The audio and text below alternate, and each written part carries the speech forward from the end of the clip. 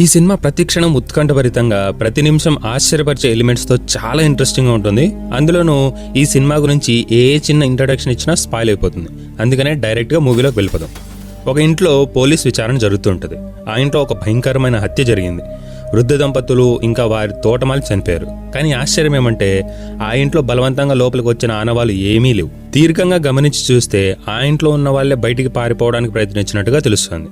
తర్వాత సీన్లో ఈ కేసు దర్యాప్తు చేయడానికి ఇన్స్పెక్టర్ ఇంకా కానిస్టేబుల్స్ అక్కడికి వచ్చి పరిశీలిస్తుండగా అడుగు భాగంలో పనిచేస్తున్న ఒక పోలీస్ అరుపు విని ఇన్స్పెక్టర్ అక్కడికి వెళ్ళాడు. పాతాళంలో ఒక మృతదేహాన్ని కనుగొంటారు. అది పూర్తిగా నగ్నంగా ఉన్న ఒక యువతి శరీరం. ఆమెను అక్కడ నేలలో పాతి పెట్టడానికి ప్రయత్నిస్తున్నట్టుగా కనిపించింది. ఆమె ఎవరో గుర్తించలేకపోవడంతో ఇన్స్పెక్టర్ ఆమెకు జేన్ డో అని పేరు పెట్టాడు. కట్ చేస్తే అదే టౌన్లో టామీ అనే డాక్టర్ ఇంకా అతని కొడుకు ఆస్టిన్ ఒక శవాన్ని పోస్ట్ మార్టం చేస్తూ ఉంటారు.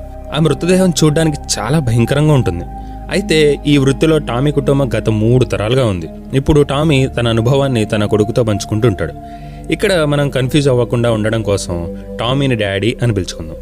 నెక్స్ట్ సీన్లో ఆస్టిన్ గర్ల్ ఫ్రెండ్ ఎమా అక్కడికి వచ్చింది. ఆ ఇల్లు చూస్తూ ఉంటే ఒక పక్క భయం, ఇంకొక పక్క ఆసక్తికరంగా అనిపించి చుట్టూ చూస్తూ ఉండగా ఆస్టిన్ వస్తాడు. ఆస్టిన్ ఇంకా ఎమ్మా ఆ రాత్రి డేటింగ్ కి వెళ్లాల్సిన ప్లాన్ ఉంటుంది. సో డేట్ కి వెళ్లే ముందు ఆస్టిన్ ఆమెకు హోమ్ టూర్ ఇద్దాం అనుకుని ఇల్లంతా చూపిస్తూ మాట్లాడుకుంటూ మృతదేహాలను ఉంచే ఫ్రిడ్జ్ దగ్గరికి వస్తారు. ఎమ్మా ఉత్సాహంగా ఒక మృతదేహాన్ని చూడాలని కానీ ఆస్టిన్ వాళ్ళ నాన్న తిడతాడేమో అన్న భయంతో వద్దని చెప్పాడు. డాడీ అక్కడికి వచ్చి ఇట్స్ ఓకే చూపించు అని చెప్తాడు. వెంటనే ఆస్టిన్ ఫ్రీజర్ నుంచి ఒక శవాన్ని తీసి ఎమ్మాకు చూపిస్తాడు. ఆ శవం ముఖం పూర్తిగా చెదిరిపోయి ఉంటుంది. అంతేకాకుండా శవం కాళ్ళకి ఒక చిన్న బెల్ కట్టబడి ఉంటుంది. ఇది చూసిన ఎమ్మ డాడీని అడుగుతుంది, ఇది ఎందుకు కట్టారు అని. దానికి డాడీ పాతకాలంలో నిజంగా చనిపోయారా లేదా అన్న నిర్ధారణ కోసం ఇలా గంట కట్టేవారు అని, అలానే ఇంకా మనిషి శరీరంలో ప్రాణం ఉంటే కదులుతారు కదా, సో అలా కదిలితే ఆ గంట శబ్దం ద్వారా తెలుసుకునే వాళ్ళమని చెప్తూ, నిజానికి చెప్పాలంటే ఇది కంప్లీట్ గా పాత పద్ధతి, నేను ఇంకా ఆ కాలానికి చెందిన వాడిని కాబట్టి ఇంకా ఆ పద్ధతిని పాటిస్తున్నా అని అన్నా. ఇలా మాట్లాడుతుండగా యమ మృతదేహం ముఖం చూసి ఇదేంటి ముఖం మొత్తం ఇలా అయిపోయింది అని డాడీని అడిగితే, మర్డర్ చేసిన వాళ్ళు తనని చాలా దగ్గర నుంచి కాల్చారు, అందువల్ల ముఖం మొత్తం ఇలా అయిపోయిందని చెప్పగానే అది విన్న యమ్మకు కడుపులో తిప్పినట్టుగా అనిపించి ఆస్టిన్ తో పోదామా అని చెప్పి స్టార్ట్ అయింది. అప్పుడే ఇన్స్పెక్టర్ జేన్ డో బాడీని తీసుకుని లోపలికి వచ్చాడు. ఆ డెడ్ బాడీని డాడీకి అప్పగిస్తూ ఈ రాత్రి ముగిసేలోపు పోస్ట్ మార్టం అయిపోవాలి, ఇంకా అలానే రిపోర్ట్ కూడా రెడీ చేసి పెట్టాలని హెచ్చరించాడు. డాడీ ఆస్టిన్ తో నేను చూసుకుంటా మీరు వెళ్ళండి అంటాడు. కానీ ఆస్టిన్ కు తన తండ్రిని ఒంటరిగా వదలడం ఇష్టం లేదు. సో ఉండాలని నిర్ణయించుకొని ఎమ్మాతో చెప్పాడు. అందుకు తను అప్సెట్ అయిపోయింది. కానీ ఆస్టిన్ ఆమెను బుజ్జగించి తొందరగా ఫినిష్ చేసుకుని వస్తాను, మనం క్యాండిల్ నైట్ డిన్నర్కి వెళ్దాం అని అంటాడు. ఎమ్మ సరే అని చెప్పేసి అక్కడి నుంచి వెళ్ళిపోతుంది. అలా ఎమ్మ వెళ్ళిన తర్వాత జేండో పోస్ట్ మార్టం చేస్తున్న గదిలో ఆస్టిన్ రాగానే ఇన్స్పెక్టర్ డాడీతో ఈ డెడ్ బాడీ తీసుకొని రావడానికి వెళ్ళిన ఇంట్లో అందరూ చనిపోయారు, కానీ వారిలో ఎవ్వరి మరణం స్పష్టంగా లేదు. నా ఊహ ప్రకారం ఇంట్లో పనివాడు చంపి పాతిపెట్టే ప్రయత్నం చేస్తుండగా ఇంటి యజమానులు వచ్చి ఉంటారు. వారిని చూసిన తోటమాలి ఎక్కడ పోలీసులకి చెప్తారేమో అన్న భయంతో తన దగ్గర ఉన్న ఆయుధాలతో దాడి చేసినప్పుడు యజమానులు ఒకరు అతనిని ఆత్మరక్షణ కోసం కాల్చేసి ఉండొచ్చు అని చెప్పాడు. తర్వాత ఇదంతా ఏమో గానీ అసలు విషయం ఏమిటంటే జేన్ డో శరీరంపై ఎలాంటి గాయాలు గానీ కనీసం చిన్న గీత గానీ లేదు. అండ్ ఈ dead body related finger prints ని చెక్ చేస్తే ఏ డేటాబేస్ లో కూడా దొరకలేదు. కనుక ఈ శవాన్ని కంప్లీట్ గా టెస్ట్ చేసి ఎలా చనిపోయింది, అసలు ఏం జరిగి ఉంటుంది, ఈమె ఎవరు ఏంటి అన్న విషయాలన్నీ నాకు తెల్లవారే కల్లా రిపోర్ట్ ఇచ్చే బాధ్యత మీదే అని చెప్పి ఇన్స్పెక్టర్ అక్కడి నుంచి వెళ్ళిపోయాడు. అలా ఇన్స్పెక్టర్ వెళ్ళిపోగానే డాడీ ఇంకా ఆస్టిన్ శరీరాన్ని పరీక్షించడం మొదలు పెట్టారు. ఇదే సమయంలో రేడియోలో నుంచి వాతావరణ సమాచారం ప్రసారమైంది. ఈ రేడియో సినిమాలో చాలా కీలక పాత్ర వహించింది. అదేంటో మీకు ముందు ముందు తెలుస్తుంది. వాతావరణ విశేషాలు. ఈ రోజు ఆకాశం స్పష్టంగా ఉంటుంది, వాతావరణం చక్కగా ఉంటుందని చెప్పింది. అది విన్న డాడీ ఇంకా ఆస్టిన్ ధైర్యంగా తమ పనిని కొనసాగించారు. డాడీ చెప్పిన ప్రకారం జేన్ వయసు 26 నుంచి 29 ఏళ్ల మధ్యలో ఉండొచ్చు. ఆమె శరీరంపై బయట నుంచి ఎలాంటి గాయాలు లేవు, ఎలాంటి రక్తపు మరకలు లేవు అని చెప్తూ ఉండగా ఆస్టిన్ డెడ్ బాడీని అన్ని యాంగిల్స్ నుంచి ఫోటోస్ తీస్తున్నాడు. ఇలా పరీక్షిస్తూ జేన్ ఐస్ ఓపెన్ చేయగానే షాక్ అయ్యాడు. ఏమైంది అని ఆస్టిన్ అడిగితే అందుకు డాడీ వాస్తవానికి కళ్ళు ఇలా తెల్లగా అవ్వడానికి మనిషి చనిపోయి చాలా కాలం గడిచిపోయి ఉండాలి అని అంటాడు. కానీ అమ్మాయి బాడీ చూస్తే ఇంకా తాజాగానే ఉందని, ఇలా చూస్తే తను రీసెంట్ గానే చనిపోయి ఉండాలి, కానీ తను చనిపోయి చాలా రోజులైపోయిందని చెప్పి తన బాడీని టచ్ చేయగానే చాలా చల్లగా ఉంది. సో దీన్ని బట్టి కన్ఫర్మ్ చేసుకున్నారు ఆ అమ్మాయి చనిపోయి చాలా రోజులై ఉంటుంది అని. అసలు ఏం జరిగి ఉంటుంది అన్న కన్ఫ్యూజన్ లో బాడీ మొత్తం తీక్షణంగా గమనిస్తూ ఉన్నాడు డాడీ. ఇలా చూస్తుండగా ఆస్టిన్ తన నడుము భాగంలో గమనించి చూస్తే చాలా సన్నగా, మామూలుగా ఉండే నడుము కన్నా చాలా చిన్నగా ఉండడం గమనించి అదే విషయాన్ని నోట్ చేస్తూ ఉన్నాడు. దానికి సమాధానంగా డాడీ మేబీ తను అలానే జన్మించుండొచ్చు అని చెప్పాడు. ఆమె 2 చేతులని గమనిస్తే తన మనకట్టు ఇంకా తన కాలి చుట్టూ ఉన్న ఎముకలు పూర్తిగా విరిగిపోయినట్టుగా కనిపిస్తాయి. కానీ ఆశ్చర్యం ఏమంటే ఎక్కడా కూడా చిన్న గాయం గాని గీత గాని లేదు. ఇది చూశాక ఇంకా ఆశ్చర్యం వేసింది. ఇంకా తీక్షణంగా గమనించి చూస్తే ఆమె కుడి చేతి గోర్లలో మట్టి లాంటి పదార్థం కనిపిస్తుంది. టామీ దాన్ని పరీక్షిస్తూ ఇది సాధారణ మట్టి కాదు, పీట్ సాయిల్ అని చెప్పగానే ఆస్టిన్ పీట్ సాయిలా అంటే ఏంటి అనగానే డాడీ పీట్ సాయిల్ అనేది ఉత్తర దేశాలలో ముఖ్యంగా ఇంగ్లాండ్ వంటి దేశాలలో కనిపిస్తుంది. ఇది హైలీ ఫ్లేమబుల్ లైక్ పెట్రోల్ లాగా. పూర్వకాలంలో ఈ సాయిల్ ని ఎండబెట్టి తర్వాత వంటలకి మంట పెట్టుకోవడానికి ఉపయోగించేవారు. ఈ మట్టిని చివరిసారి నేను ఎన్నో ఏళ్ల క్రితం చూశాను అని చెప్తాడు. అంతేకాకుండా జేన్ తల వెంట్రుకల్లో కూడా అదే మట్టిని గమనిస్తారు. ఇది చూశాక వారికి అనుమానం వస్తుంది, ఎవరో ఆమెను పూర్తిగా మట్టిలో పాతిపెట్టి ఉంటారని డాడీ అనగానే ఆస్టిన్ కి ఇవన్నీ చూశాక ఇంకా చాలా అనుమానాలు వస్తాయి. ఒక్కొక్కటిగా డాడీని అడగడం మొదలుపెట్టాడు. డాడీ నువ్వు చెప్పినట్టు నిజంగానే అమ్మాయిని పాతిపెట్టుంటే ముఖం మీద ఎలాంటి మరకలు లేకుండా ఎలా ఉంటుంది అని అడుగుతుండగా ఇంతలో డాడీ ఆమె నోరు తెరిచి చూస్తాడు. ఇక్కడ ఇంకొక పెద్ద షాకింగ్ న్యూస్ తగిలింది. ఆమె నాలుకని అతి క్రూరంగా కత్తిరించారన్నది గమనించాడు. ఇలా చూశాక జేన్ మీద ఉన్న ఒక్కొక్క విషయాన్ని చూస్తూ డాడీ అన్నాడు, ఇది బహుశా హ్యూమన్ ట్రాఫికింగ్ కేసు అయి ఉండొచ్చు. 15 సంవత్సరాల క్రితం 2 బాలికలపై ఇటువంటి హింస జరిగిందని అది నేను చూశానని చెప్పాడు. వాళ్ళ చేతులు కూడా ఇలానే కట్టేశారు పారిపోకుండా ఉండడానికి, అలానే నాలుకను కూడా కత్తిరించేశారు అరవకుండా ఉండడానికి. అదే విధంగా జేన్ ని కూడా ఎవరైనా బలవంతంగా కిడ్నాప్ చేసి తీసుకొని వెళ్లి వ్యభిచారంలో దింపి ఉండొచ్చని చెప్పాడు. అప్పుడు ఆస్టిన్ ఆమె ముఖాన్ని ఫోటో తీయడానికి ట్రై చేస్తాడు. అప్పుడు జేన్ ముక్కు కదులుతుంది, ముక్కులోంచి రక్తం కారుతుంది. మెల్లగా ఒక ఈగ బయటకు వచ్చింది. ఇది చూసి ఇద్దరు షాక్ అవుతారు. తర్వాత డాడీ శరీరాన్ని ఇంకా లోతుగా పరీక్షించాలని ఆమె నోరు ఓపెన్ చేసి చూస్తే ఒక పన్ను కనిపించలేదు. అంతేకాకుండా తన నోట్లో ఒక బట్టకి సంబంధించిన తాడు కూడా దొరికింది. ఇది పరిశీలించడం కోసం పక్కకు పెట్టేస్తారు. కట్ చేస్తే డాడీ నెక్స్ట్ స్టెప్ లో భాగంగానే జేన్ ప్రైవేట్ భాగాలను పరీక్షించడానికి వచ్చాడు. అక్కడ కూడా చాలా గాయాలు చేయబడినట్టుగా ముద్రలున్నాయి. ఒక్క గాయం కారణంగా ఏం జరిగిందని చెప్పడం చాలా కష్టమని ఆస్టిన్ తో అన్నాడు. సో ఇంకా ఎక్స్టర్నల్ ఎగ్జామినేషన్ కంప్లీట్ అయిపోయింది. ఇంటర్నల్ గా ఎగ్జామిన్ చేయడం కోసం డాడీ ఒక కత్తిని ఇంకా పోస్ట్ మార్టం కి కావాల్సిన ఎక్విప్మెంట్ మొత్తం తీసుకుని వస్తుండగా సడన్ గా బయట వాతావరణం ఒక్కసారిగా మారిపోయింది. పెద్ద పెద్ద ఉరుములు మెరుపులు మెరుస్తున్నాయి. ఇదంతా మామూలేలే అని ఏది పట్టించుకోకుండా వాళ్ళ పనిని ఆపకుండా కొనసాగించారు. ఇక్కడ నుండి సినిమా మరింత రసవత్తరంగా ఇంకా ఆసక్తికరంగా మారుతుంది. జైన్ బాడీని కట్ చేయడం కోసం డాడీ కత్తి తీసుకోగానే పిడుగులు పడుతున్నాయేమో అన్నట్టుగా గట్టిగా ఉరుములు వస్తున్నాయి. సడన్ గా రేడియోలో నుంచి ఒక పాట మొదలైంది, open your heart and let the sun shine in. FM లో ఇదంతా మామూలేలే అని పెద్దగా పట్టించుకోకుండా డాడీ జైన్ ఛాతి నుంచి కడుపు వరకు కట్ చేయగానే ఆమె శరీరం నుంచి రక్తం ధారాళంగా బయటకు వస్తుంది. అది కూడా బతికున్న మనిషి శరీరం నుంచి వచ్చినట్టుగా వస్తుంది. అది చూసి ఇద్దరు షాక్ అయ్యారు. ఇలా కట్ చేస్తూ ఉండగా నడుమును గమనించిన డాడీ, ఇందాక నువ్వు చెప్తే పట్టించుకోలేదు, ఇది నేచురల్ గా సన్నగా ఉండే నడుము కాదని, ఇలా సన్నగా అవ్వడానికి పాతకాలంలో కార్సెట్స్ అనే వస్త్రాలను ధరించేవారు.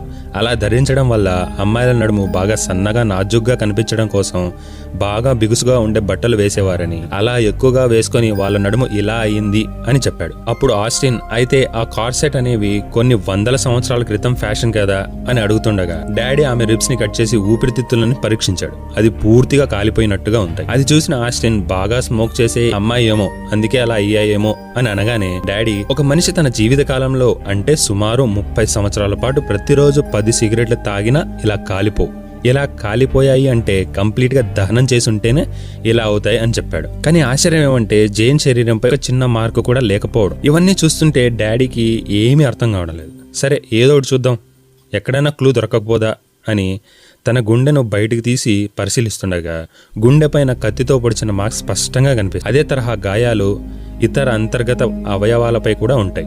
అయితే శరీరం పైన మాత్రం ఒక్క కట్ గీత కూడా ఉండదు. సడన్ గా లైట్స్ బ్లింక్ అవుతూ బయట నుంచి విచిత్రమైన శబ్దాలు వినిపిస్తాయి. వెంటనే ఆస్టిన్ ఏమైందో చూద్దామని వెళ్తాడు. అలా వెళ్తుండగా అద్దంలో ఎవరో తనని వెంబడిస్తున్నట్టుగా దగ్గరగా ఉన్న అద్దంలో కనిపించింది. తిరిగి చూస్తే ఎవరూ లేరు. కట్ చేస్తే డాడీ జేన్ పొట్టపేగులలో ఏదో ఉన్నట్టుగా గమనించాడు. కత్తిరించి తీయడానికి ప్రయత్నిస్తుండగా జేన్ బర్రెముక విరిగి డాడీకి తగిలి చేయి కట్టయింది. సీన్ ఆస్టిన్ దగ్గరికి చూపిస్తారు.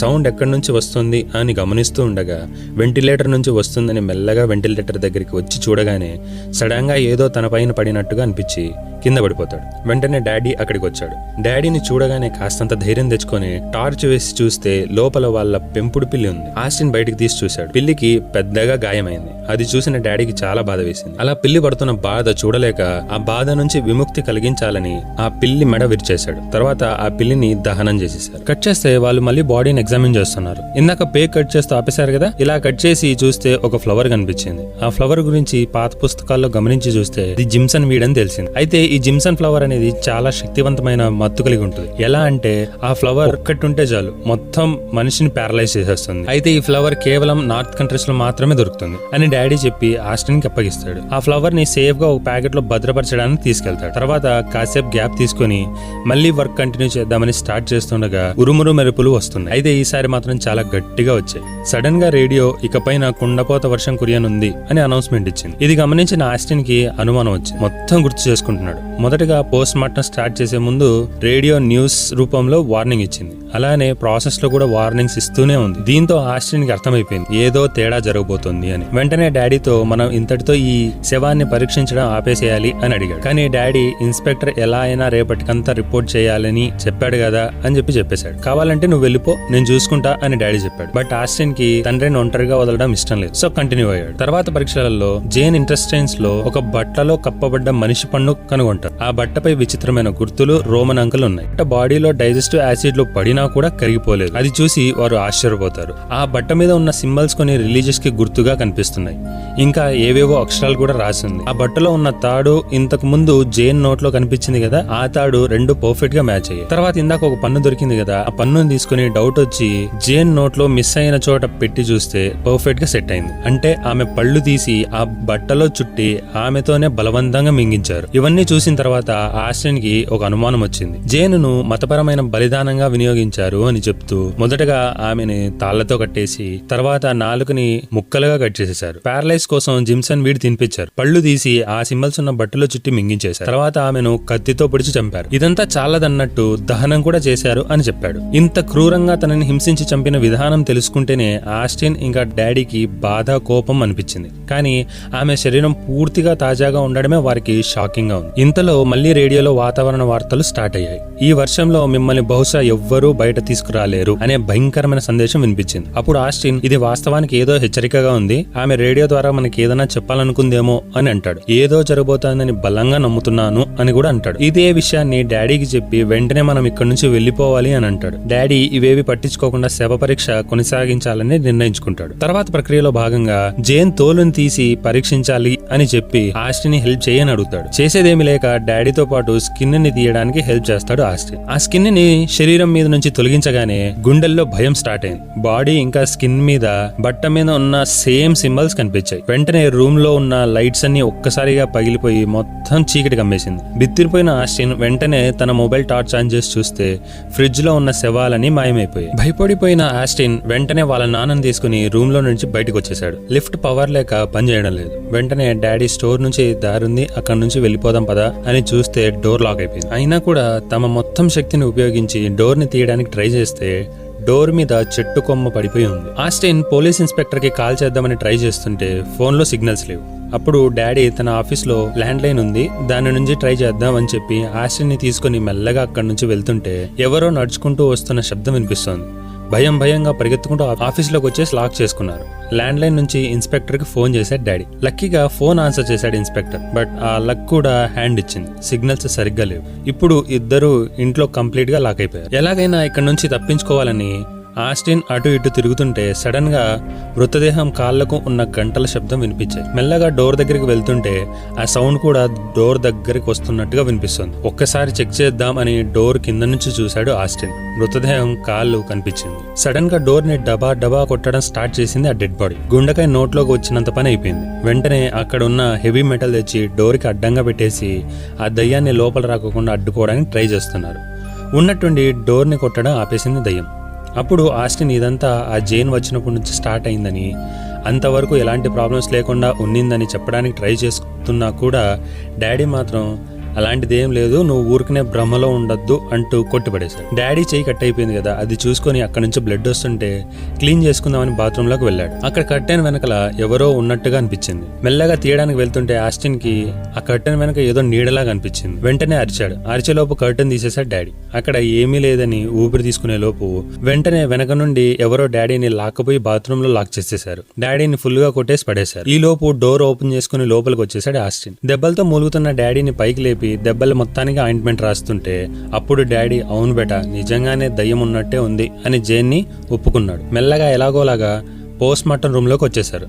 దీనికంతా కారణం జేనే అని ఈ దహనాన్ని తగలబెట్టేస్తే మొత్తం సాల్వ్ అవుతుంది అనుకుని రూమ్లో తన శరీర భాగాలన్నీ తనలోనే పెట్టేద్దామని ఆలోచించి చూస్తే అప్పటికే అన్ని అవయవాలు పాడైపోయాయి. కానీ తను మాత్రం ఫ్రెష్గా ఉంది. సో క్రిమిటోరియంలోకి, అదే ఇందాక పిల్లిని కాల్చారు కదా, అక్కడ తీసుకెళ్లి తగలబెట్టేద్దాం అనుకుంటూ రెడీ చేసుకుంటుండగా మెల్లగా డోర్ క్లోజ్ అయిపోయింది. ఇది చూసిన ఆస్టిన్ అక్కడే ఉన్న గొడ్డలతో డోర్ ని పగలగొట్టడానికి ట్రై చేస్తూ కన్నం పెట్టాడు. మెల్లగా కన్నంలో నుంచి చూస్తే శవం అక్కడ తక్కువని చూసింది. ఇది ఇలా అవ్వదని చెప్పేసి అక్కడ ఉన్న పెట్రోల్ తో జైన్ మీద పోసేసి మంట పెట్టాడు. చిత్రం ఏమంటే అక్కడ జైన్ తప్ప రూమ్ మొత్తం తగలబడిపోతుంది. వాళ్ళు తీసిన ఫోటోస్, రికార్డ్ చేసిన కెమెరా ఫుటేజ్ మొత్తం అన్ని తగలబడిపోయాయి. వెంటనే డాడీ అక్కడ ఉన్న ఫైర్ ఎక్స్టింగ్విషర్ తో మొత్తం మంటల్ని ఆపేశాడు. పవర్ వచ్చింది, లిఫ్ట్ ఓపెన్ అయింది. వెంటనే అక్కడి నుంచి తప్పించుకోవాలని పరిగెత్తుకుంటూ వెళ్ళగానే డోర్ క్లోజ్ అయిపోయింది. దూరంగా ఒక శవం నడుచుకుంటూ వస్తుంది. అది చూసి భయంతో ఆస్టిన్ డోర్ బటన్ ని గట్టిగా ఒత్తుతున్నాడు. ఫైనల్ గా డోర్ ఓపెన్ అయింది. వెంటనే లోపలికి వెళ్లి డోర్ క్లోజ్ చేయడానికి ట్రై చేస్తే సగంలో ఉండగా పవర్ పోయింది. ఆ దయ్యం మెల్లగా దగ్గరకు వస్తుండటం చూసిన డాడీ అక్కడే ఉన్న గొడ్డలతో అటాక్ చేశాడు. అయితే దయ్యం సౌండ్ కాకుండా తెలిసిన వాయిస్ వినిపిస్తోంది. ఏంటా అని వెళ్లి చూస్తే ఆస్టిన్ గర్ల్ ఫ్రెండ్ ఎమ్మా అక్కడికి వచ్చింది. ఆ గొడ్డలి తనకు తగిలింది. తన గర్ల్ ఫ్రెండ్ చనిపోవడాన్ని చూసిన ఆస్టిన్ గట్టిగా ఏడుస్తున్నాడు. డాడీ కూడా కన్ఫ్యూజన్ లో ఉన్నాడు. అప్పుడే అర్థమైంది ఇదంతా జేన్ చేస్తున్న హెల్యూసినేషన్ అని. మళ్ళీ లిఫ్ట్ లోకి వెళ్లిపోయి కూర్చొని బాధపడుతూ ఉండగా ఆస్టిన్కి ఒక డౌట్ వచ్చింది. జేన్కి ఇంత పవర్ ఉన్నప్పుడు మనల్ని ఫస్ట్ లోనే చంపేసిండొచ్చు కదా, మొత్తం పోస్ట్ మార్టం అయ్యే వరకు ఎందుకు అలానే ఉంది? అందులోనూ తన రేడియో ద్వారా హెచ్చరికలు కూడా చేసింది. అంటే తన బాడీలో ఏదో ఉంది, అది మనకి తెలియకూడదని ఇలా చేస్తుంది అని అనుకుంటా అని చెప్పాడు. అయితే మనం ఆ విషయం ఏంటో కనిపెడితే ఈ రిస్క్ నుంచి తప్పించుకోవడానికి ఛాన్స్ ఉంటుందని డాడీ మెల్లగా అక్కడి నుంచి బయలుదేరి జేన్ రూమ్ దగ్గరికి వస్తూ ఉండగా సడన్ గా క్రిమిటోరియంలో నుండి పొగలు వస్తున్నాయి. చాలా దట్టమైన పొగలు వారి మార్గం మొత్తం కప్పేశాయి. చుట్టూ పొగలు, చీకటి. అప్పుడే సవాలు వారిపై దారి చేశాయి. డాడీ గాయపడ్డాడు. ఆస్టిన్ డాడీని అతి కష్టం మీద తీసుకెళ్లి అటాప్సీ రూమ్ లోకి వచ్చి తలుపులు వేసుకున్నాడు. చివరాఖరిగా వాళ్ళు ఎగ్జామిన్ చేయాల్సింది ఇంకా మిగిలిపోయిందేదో ఒక్కటే, అదే తన మెదడు. డాడీ తల భాగం తెరిచి జేన్ బ్రెయిన్ ను చూస్తే అది కూడా ఎలాంటి హాని లేకుండా చాలా ఫ్రెష్ గా ఉంది.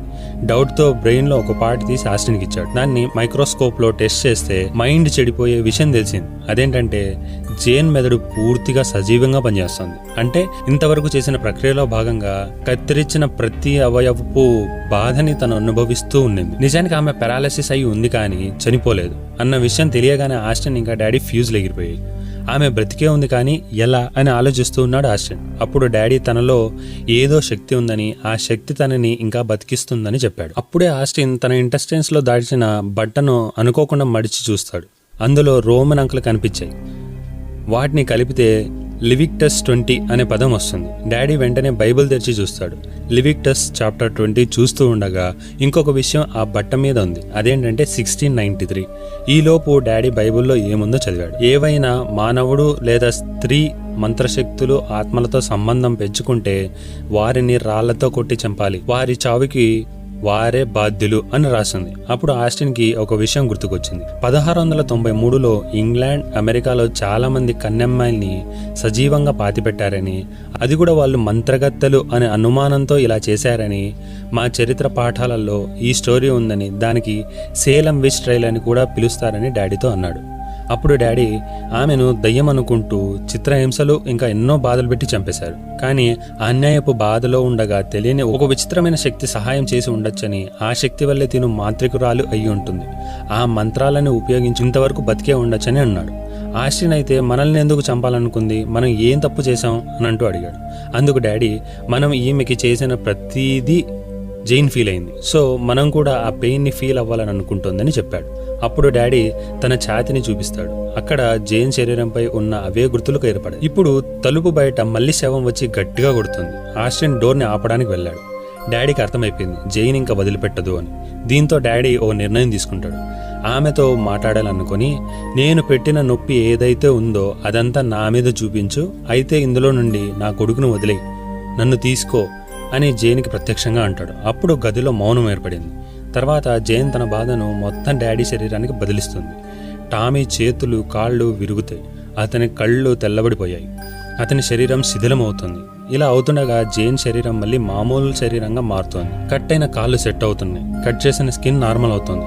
ఇంకొక పక్క డాడీ ఆ పెయిన్ అంతా అనుభవిస్తున్నాడు. ఇది చూసిన ఆస్టిన్ తన తండ్రి భయంకరంగా బాధపడుతున్నది చూడలేక అతనిని కత్తితో పొడిచి శాంతింపజేస్తాడు.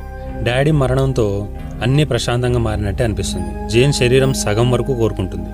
కానీ ఆస్టిన్ తండ్రిని చంపడం వల్ల ఆ ప్రక్రియ సగంలో ఆగిపోయింది. డోర్ దగ్గర ఇన్స్పెక్టర్ వచ్చినట్టుగా అనిపించగానే ఆస్టిన్ పరిగెత్తుకుంటూ వెళ్ళి, ఇన్స్పెక్టర్ గారు, మేము లోపలే ఉన్నాం, తలుపు ఓపెన్ చేయండి అని అరిచాడు. కానీ ఆ శబ్దం కాస్త ఆహ్లాదకరమైన గాత్రం నుంచి భయంకరమైన గీతులకు మారిపోతుంది. ఆస్టిన్ అర్థమవుతుంది, ఇది నిజంగా ఇన్స్పెక్టర్ కాదు, జేన్ మళ్ళీ ఏదో మాయ చేస్తోందని. మళ్ళీ శవాలు నడుచుకుంటూ వస్తున్నట్టుగా శబ్దాలు వినిపించాయి. కిందకి చూస్తాడు, ఎవరూ కనిపించకపోతే ప్రశాంతంగా ముందుకు తిరిగి చూడగానే డాడీ డెడ్ బాడీని చూసి భయంతో అక్కడి నుంచి కింద పడిపోయి చనిపోతాడు. అసలు ఆస్టిన్ ఎందుకు చంపిందంటే, తను కోలుకుంటున్న ప్రక్రియలో మధ్యలోనే ఆపేశాడన్న కోపంతో ఆస్టిన్ని చంపేసింది. మరుసటి రోజు ఉదయం పోలీసులు మరియు ఇన్స్పెక్టర్ అక్కడికి వచ్చి చూస్తే టామీ, ఆస్టిన్ మరియు ఎమ్మా మృతదేహాలు కనిపిస్తాయి. అందరి చావుల లాగానే వీళ్ళు చావు కూడా మిస్టరీగా అనిపించింది ఇన్స్పెక్టర్కి. దీనికంతా కారణం ఈ డెడ్ బాడీనే అయి ఉండొచ్చు అనుమానిస్తూ జేన్ డో శవాన్ని వర్జీనియా స్టేట్ ల్యాబ్కి ట్రాన్స్ఫర్ చేయాలని ఆదేశిస్తాడు. ఫైనల్ సీన్లో జేన్ డో శవాన్ని తీసుకెళ్తుండగా పోలీస్ వ్యాన్ రేడియోలో మళ్ళీ అదే పాట ప్రసారం అవుతుంది. Open your heart and let the sun shine in. ఇది గమనిస్తూ కెమెరా జేన్ శరీరంపై ఫోకస్ అవుతుంది. ఆమె బొటనవేలు థంబ్ కాస్త కదులుతుంది. అక్కడితో సినిమా ముగుస్తుంది. ఇలాంటి మరిన్ని కథల కోసం సబ్స్క్రైబ్.